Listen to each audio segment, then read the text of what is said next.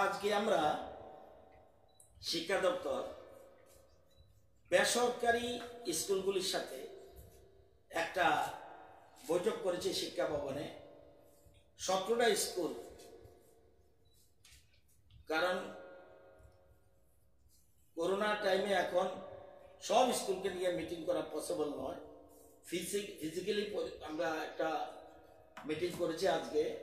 হলি Cross, John Bosco, Pranabananda, new Hindu higher secondary, Anandamarga high school, Srikrishna mission, Delhi world public school, Sri Sri Ravishankar Vidya Mandir, Ma Anandamayi Vidyapith, modern higher secondary school, Bhavan Tripura Vidya Mandir, Auxilium, Montfort school, Montfort higher secondary school, Montfort higher secondary school Champaknagar, Swami Dhananjoy Das Kathia বাবা, Saint Paul's school, শিক্ষা নিকেতন, এই 17টা স্কুলকে নিয়ে তাদের প্রতিনিধি নিয়ে শিক্ষা ভবনে মিটিং করেছি।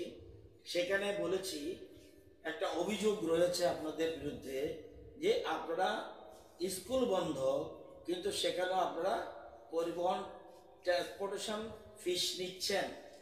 সুতরাং ছাত্রছাত্রীর অভিভাবকদের উপর থেকে আর্থিক চাপ কমানোর লক্ষ্যে যাতে তারা ইতিবাচক মনোভাব নিয়ে এগিয়ে আসে সেজন্য অনুরোধ করেছি।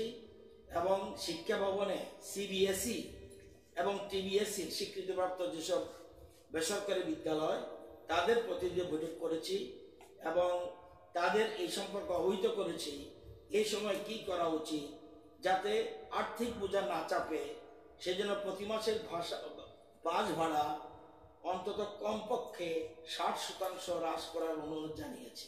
একই সঙ্গে টিউশন ফি ছাড়া আনুষঙ্গিক অন্যান্য ফি যেগুলি আছে সেগুলি না নেওয়ার জন্য অনুরোধ করেছি। পাশাপাশি গত বছর অতিমারির সময় যে বিদ্যালয়ে যে টিউশন ফি নিত এবছর যাতে তা না বাড়ায় সেজন্য এটা অনুরোধ করেছি।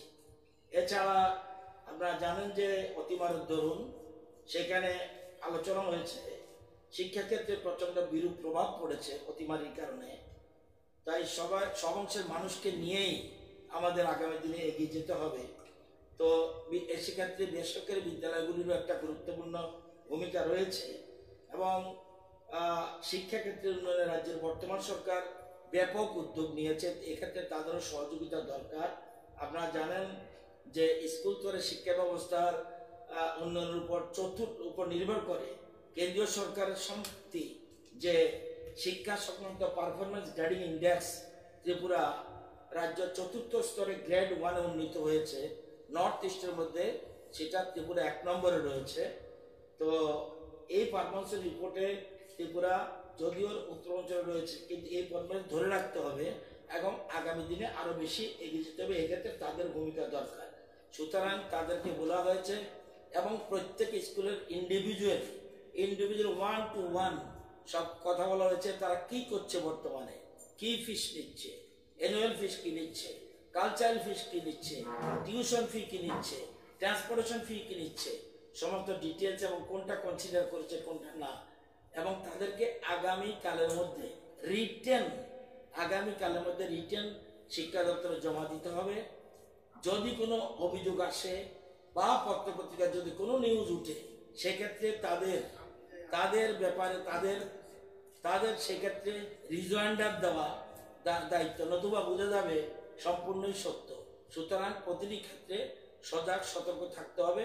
গার্জিয়ানের কোনো অভিযোগ যেন আমাদের কাছে না আসে সেভাবে চলতে হবে।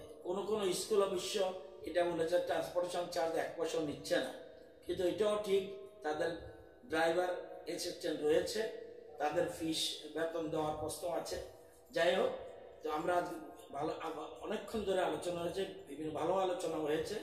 আশা করি তারা আমাদের অনুরোধ রক্ষা করবে, এটা আমাদের বিশ্বাস। তাদের কি সমস্যা হয়েছে তারা বলেছে, আমাদের কি ফেস করছি আমরা, এটা আমরা বলেছি। এই আলোচনা আজকে